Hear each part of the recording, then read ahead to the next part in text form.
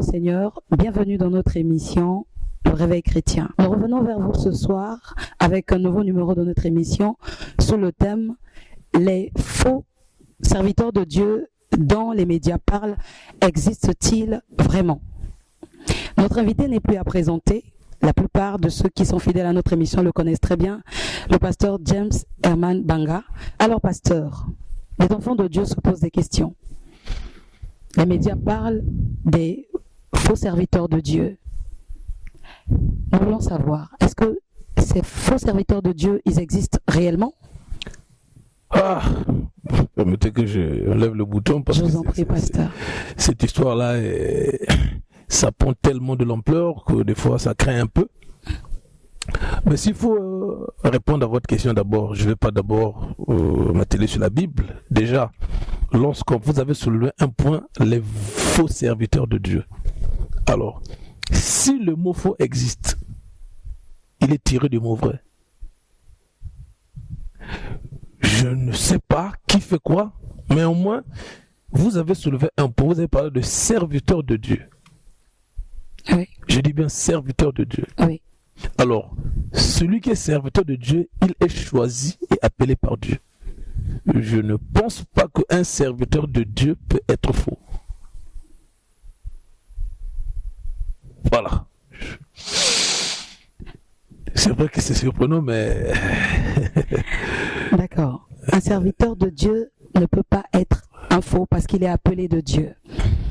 Nous sommes d'accord avec vous. Cependant, que diriez-vous, pasteur, de ces hommes de Dieu qui sont accusés de viol, accusés de vol, accusés de tant de choses dont les médias parlent? Parce que nous savons qu'il y a pas mal de pasteurs emprisonnés aujourd'hui, poursuivis en justice pour des actes qu'ils ont eu à poser. Bon, dans ces choses-là, vous savez encore, il faut prouver toutes ces choses-là, ces allégations. Maintenant, s'il arrivait que les faits sont vrais, je suis désolé. Vous avez dit bien serviteur de Dieu, celui que Dieu choisit, il l'équipe par rapport à la mission qu'il lui accorde.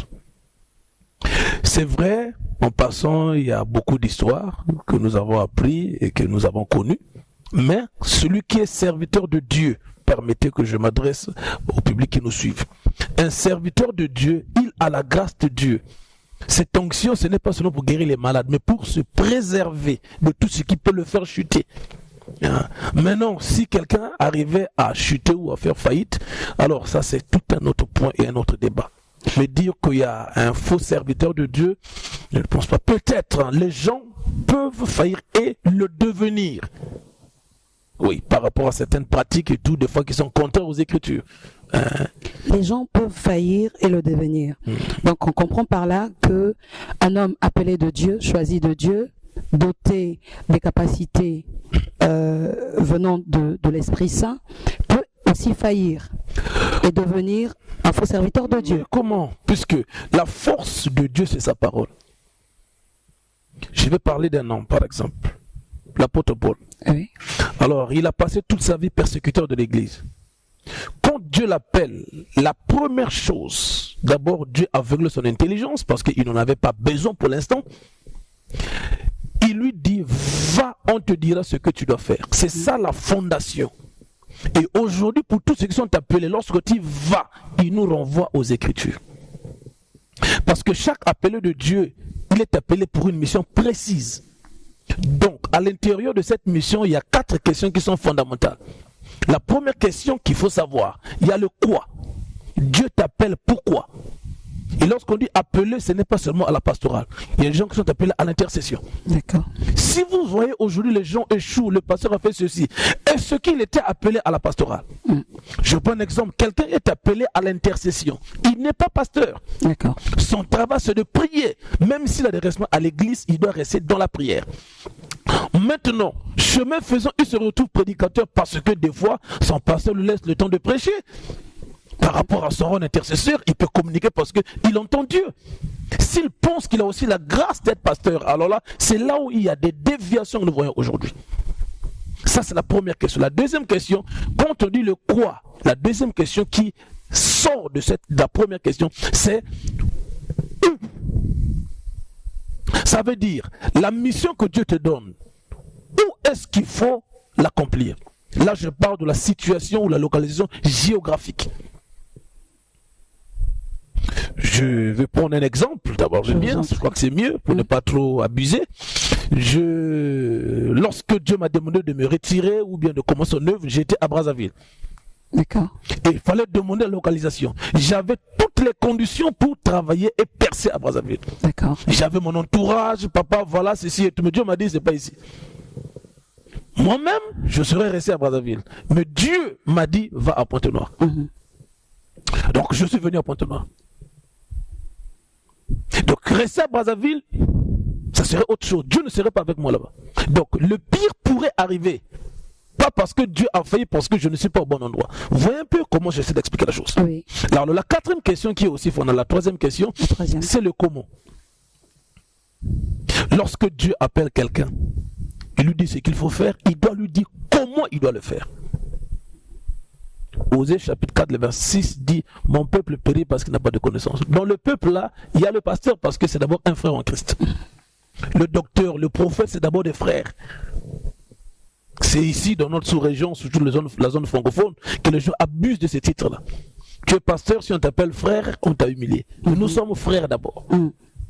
Devant le Seigneur, il n'y aura aucun titre, aucun truc. C'est juste un privilège qu'on a. Il faut l'accepter tel pour ne pas abuser de cette opportunité.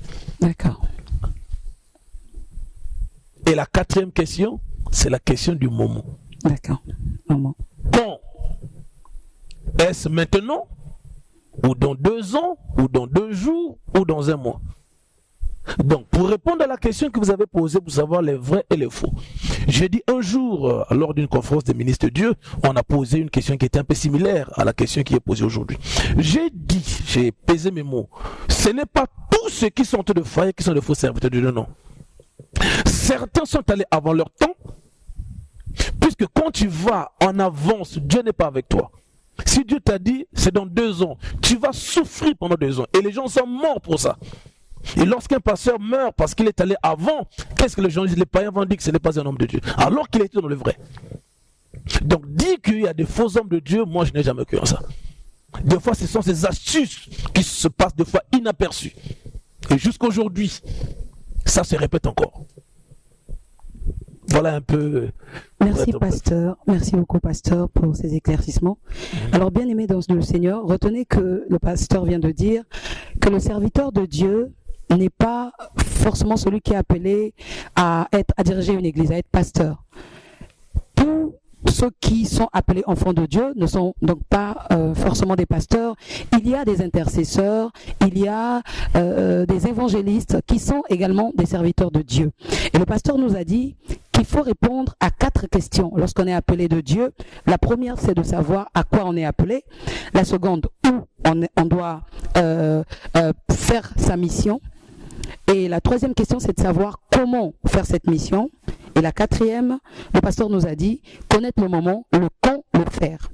Alors pasteur, nous avons tout de même une question. Vous venez de dire que pour vous, les faux serviteurs de Dieu n'existent pas. Vous avez pris l'exemple de l'apôtre Paul, mais l'apôtre Paul, on l'a connu au départ par une vie, on peut se le dire, une vie qui ne glorifiait pas Dieu. Il était donc dans le monde et il avait une réputation dans le monde. Une fois que Dieu l'a appelé à lui, on n'a pas eu de scandale après sa conversion. Or, il s'avère qu'il y a des serviteurs de Dieu que nous allons quand même préciser ici, qu'on parle de pasteurs, il y a des serviteurs de Dieu, donc pasteurs, dans des églises qui ont une histoire un peu différente de celle de Paul, parce que eux, on les a connus avec un bon témoignage, devenus pasteurs, devenus serviteurs de Dieu, ont fait des dégâts. Si il faut s'en tenir aux questions, est-ce qu'un homme de Dieu qui va commettre un adultère, un acte d'adultère, ou un serviteur de Dieu qui va commettre un viol, est-ce parce qu'il n'avait pas posé des questions au Seigneur de savoir à quoi, où, comment et le quand? Est-ce que ces questions suffisent pour mettre à l'abri un serviteur de Dieu pour ne pas tomber dans un scandale? Non, les questions ne suffisent pas, mais les questions là représentent la base même du ministère. Parce que dans ces 4 questions, tout individu appelé va se retrouver. Tant que la place n'est pas trouvée, les efforts sont multipliés par 0. Dans la Bible, il y a l'histoire des talents. Je ne veux pas trop aller dans les Écritures. Le royaume de Dieu est semblable à un homme qui effectuait un long voyage. Alors il appela ses serviteurs. La Bible dit bien, il donna à chacun selon sa capacité. Je dis bien selon sa capacité.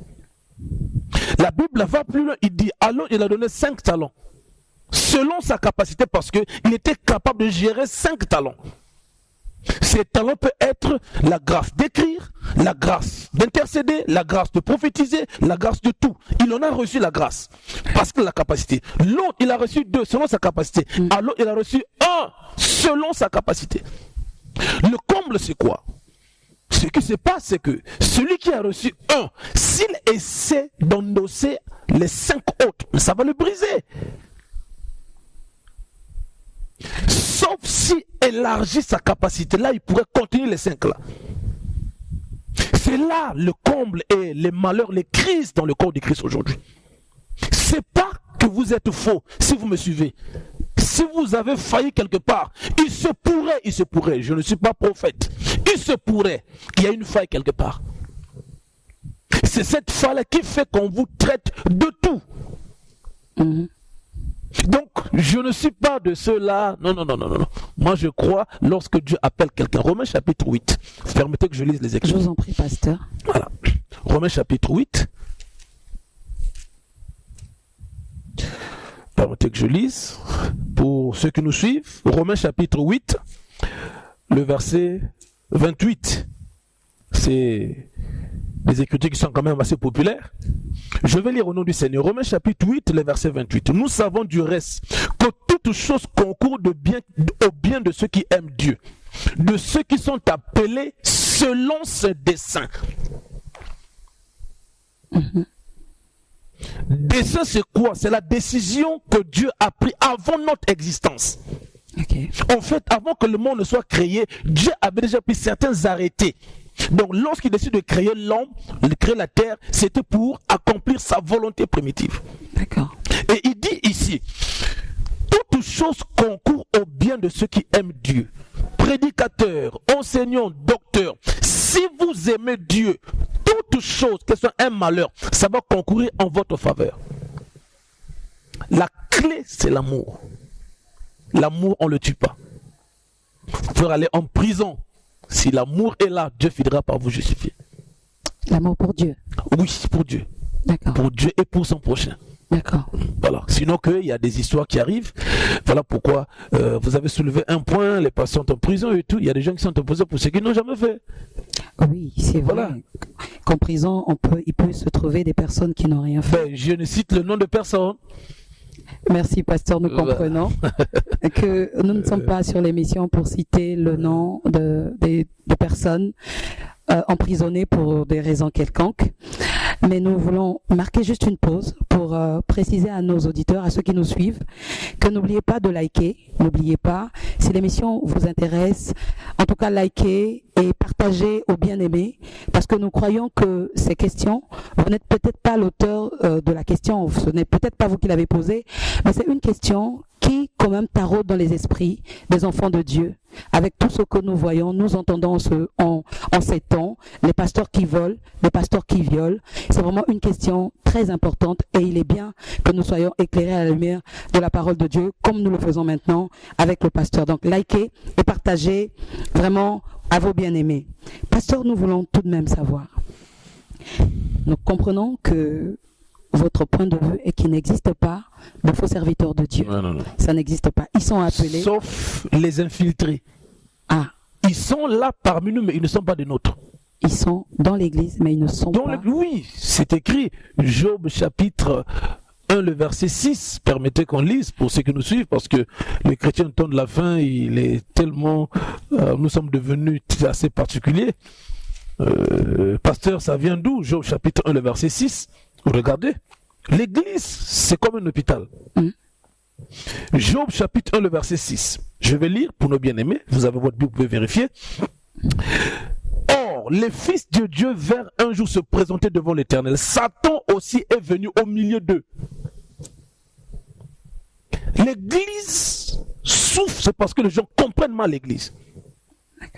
L'église, c'est ecclésia, veut dire ceux qui sont sortis. Okay. Mais l'ennemi aussi veut infiltrer l'église. C'est ce qui se passe aujourd'hui. Lorsqu'il infiltre l'église, il envoie ses agents avec une apparence de piété, mais qui renie la force de la piété. Ce que Paul nous dit. Voilà pourquoi je n'ai pas des infiltrés. Lorsqu'ils sont là, ils ne sont pas là pour Dieu, ils sont là pour leurs intérêts. Ils veulent occuper des postes dans les églises. Aujourd'hui, certains sont devenus des prophètes, des docteurs, des leaders dans l'église, malheureusement.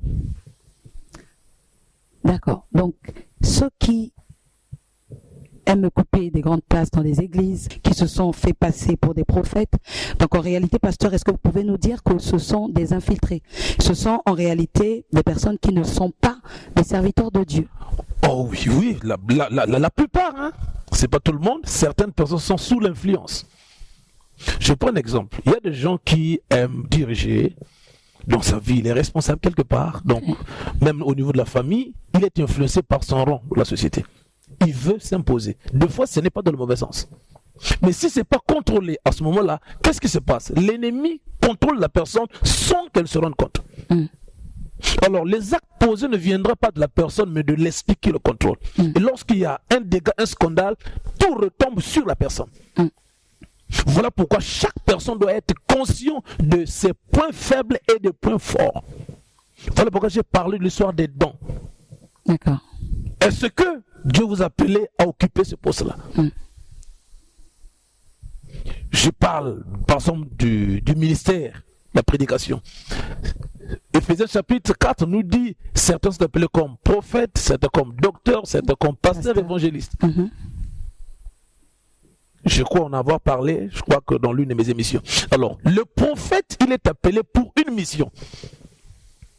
Le docteur aussi a une mission, le pasteur a une mission. Mais c'est des missions qui sont différentes. Maintenant, si le pasteur, comme on le voit aujourd'hui, tout le monde aspire à la prophétie. Ça veut dire que si tu ne prophétises pas, tu n'es pas un homme de Dieu. Je suis désolé. Maintenant, où est le travail du pasteur et l'évangéliste? Si l'évangéliste commence à prophétiser, qui va aller gagner les âmes? Parce que la prophétie a sa place et se rend dans une église. Parce que tout ministère de Dieu est supposé reconnaître les 5 ministères. Ça veut dire, si Dieu t'a appelé pasteur, reste pasteur, l'église te reconnaît. Évangéliste, reste évangéliste, l'église te reconnaît. Dieu te bénira par rapport à ton rang d'évangéliste. D'accord. Voilà, un peu... Merci, pasteur. Chacun est appelé selon le don qu'il a reçu. Donc, il ne s'agit pas de prendre la veste du pasteur alors qu'on est prophète, la veste de l'évangéliste alors qu'on est apôtre du Seigneur. Donc, chaque homme de Dieu a un don qu'il a reçu de Dieu, a une part, une capacité qu'il a reçue de Dieu. Et pouvons-nous dire, pasteur, comme vous l'avez dit, que véritablement les scandales que nous entendons ne sont issus que de ces hommes-là qui sont comme des loups au milieu des lions, donc qui ont pris l'apparence des enfants de Dieu, qui sont dans nos églises, mais qui, dans le fond, ne sont pas enfants de Dieu, ne sont pas serviteurs de Dieu. Si vous parlez de la place, pasteur, des gens qui viennent dans des églises et qui s'auto-proclament enfants de Dieu, ce n'est que normal que nous ayons des scandales qui passent dans les médias, comme quoi un pasteur a volé, un pasteur a pris la dîme de l'église et s'est enfui. Qu'est-ce que les enfants de Dieu doivent retenir en conclusion? Ok. Bon, c'est quand même assez pertinent ce que vous venez de dire. Je vais quand même peser mes mots pour ne pas Je vous en prie, pasteur. peut-être offenser quelqu'un ou bien sortir. J'ai dit au début, en amont, il faut que vous me compreniez, ceux qui me suivent aussi. J'ai dit, je crois qu'en passant, quelqu'un peut être dans le vrai, mais sous des influences. Parce qu'une bonne volonté dans un mauvais endroit, c'est une pollution. Aujourd'hui, lorsqu'on parle du péché, je crois que on en parlera prochainement, si Dieu le veut. Quand on parle du péché, le péché n'a pas été créé par Dieu, ce n'est même pas un homme et tout. C'est le mélange de toutes les bonnes choses que Dieu a créées qui est devenu péché. Parce que celui qui est dans le vrai, déjà la Bible dit, celui qui marche avec les sages deviendra sage. Tu vas gagner les instants, tu te retrouves mal. Ça veut dire que peu importe la bonne volonté. Parce que si tu n'as pas la bonne compagnie, qu'est-ce qui se passe? La mauvaise compagnie va t'influencer. Ils vont t'encourager même dans la bêtise. Voilà pourquoi certaines personnes qui sont dans le vrai aujourd'hui, ils sont devenus objets de scandale. C'est pas qu'ils sont le faux, mais des fois à cause des milieux qu'on fréquente, et beaucoup de choses. Donc je n'ai pas dit que les vrais ne sont pas tombés. Non. Ça arrive. Pasteur, quel conseil pouvez-vous donner à un fils de Dieu, serviteur de Dieu, qui se trouve, comme vous l'avez dit tantôt, confronté à une situation dont elle n'a pas eu la maîtrise? Et voilà, les faits sont là, accusé d'une quelconque situation. Quel conseil pouvez-vous donner à cette personne? Parce que si nous avons bien compris, pasteur, vous avez dit qu'il peut arriver qu'un serviteur de Dieu faillisse quelque part, mais cela ne fait pas de lui un faux serviteur de Dieu. Exactement. Alors, quel est le conseil que vous pouvez donner à ce genre de personnes? Voilà, pour vous qui êtes là, vous me suivez, vous savez que vous êtes appelé par Dieu, vous avez la conviction et tout. Si vous constatez ces choses, ce que je vais vous demander d'abord, c'est de lire ou d'étudier l'histoire d'un homme. Un grand homme de Dieu aujourd'hui, Dimi Shwagar. Si vous ne le connaissez pas, je ne vais pas peut-être parler de lui. Faites les recherches vous-même. Il est l'un des plus grands évangélistes au monde aujourd'hui. Les tenants aux États-Unis. Il est arrivé un temps, le monsieur, il était au sommet. C'est le tout premier qui a commencé le programme télévisé aux États-Unis. Alors, vous savez, ce qui tue l'homme, il y a le succès, le sexe et l'argent. Alors, pour lui, ce n'était pas peut-être tout le reste. Il était devenu tellement célèbre que l'ennemi voulait s'en prendre à lui parce qu'il est devenu un danger pour le monde des ténèbres. Alors, le scandale est arrivé. Il s'est retrouvé avec une fille dans un hôtel. Et c'était un scandale. Il y a des gens qui ont dit qu'ils ne vont plus jamais prier. Pour couper tout, aujourd'hui, il a l'un des plus grands ministères de le monde aujourd'hui. Qu'est-ce qui s'est passé? Il a fait sa confession à l'église. Devant le peuple de Dieu, je vous ai déçu, à tous ceux qui me suivent, j'ai fait ce qui n'est pas normal. Tout le monde n'a pas accepté son pardon. Mais puisqu'il était sincère vis-à-vis de Dieu. Parce que ce qui se passe, c'est quoi? Les hommes vont t'acclamer aujourd'hui, demain matin, ils te crucifient. Il est ennemi pour toi, demain il trouve son compte chez toi, il va venir être ton ami. C'est ça l'homme. Voilà pourquoi c'est Dieu qui appelle. S'il y a quelqu'un qui peut te pardonner, qui peut nous pardonner, c'est celui qui nous a appelés. Alléluia. Le cœur des hommes, c'est comme de l'eau entre ses mains, mes frères. Si nous faisons la paix avec Dieu, Dieu sait comment traiter avec les hommes. Le même Dimi Shwagar aujourd'hui, il a un ministère lorsqu'il fait leur appel de fonds pour leur chaîne. Suivez cet homme. Vous sentez des milliards qui rentrent en quelques secondes. Qu'est-ce qui s'est passé? Il y a des hommes de Dieu qui n'ont jamais commis d'erreur qu'il a commis, cet homme adultère. Qui n'ont pas la taille qu'il a aujourd'hui. C'est une affaire de cœur et de relation avec Dieu. Si vous êtes dans la volonté du Seigneur, repartez vers le Seigneur. Lisez l'histoire de cet homme-là. Je pense qu'il a beaucoup de leçons à nous enseigner. Que Dieu vous bénisse. Amen. Voilà, c'est donc sur ces mots que le pasteur vient de conclure. Pour toi, mon bien-aimé, qui est tombé, le pasteur l'a dit, c'est une affaire de cœur avec Dieu. Va vers celui qui t'a appelé à la mission, intercesseur, chantre, pasteur d'une église, évangéliste. Repars donc vers ton Dieu, car si Dieu te pardonne, le monde entier ne pourra rien y faire. Voilà, c'est en ces mots, bien-aimés. Nous voulons également vous rappeler, à vous, téléspectateurs qui nous suivez en ce moment, fidèles de l'émission Le Réveil Chrétien, n'oubliez pas de vous abonner. Pour ceux qui ne sont pas encore abonnés, likez pour vous qui êtes fidèles de notre émission et partagez cette émission à bien d'autres, car nous croyons fermement que Dieu bénira bon nombre de gens. Pasteur, nous revenons vers vous pour une prière peut-être, pour un serviteur de Dieu qui se trouve quelque part et qui a un cœur abattu. Est-ce que vous pouvez, pasteur, prier pour qu'on puisse clore avec notre numéro de ce soir? Ok, nous allons prier. Dieu Tout-Puissant, nous te bénissons, nous te rendons grâce. tu es le miséricordieux. Quand tu pardonnes, tu oublies.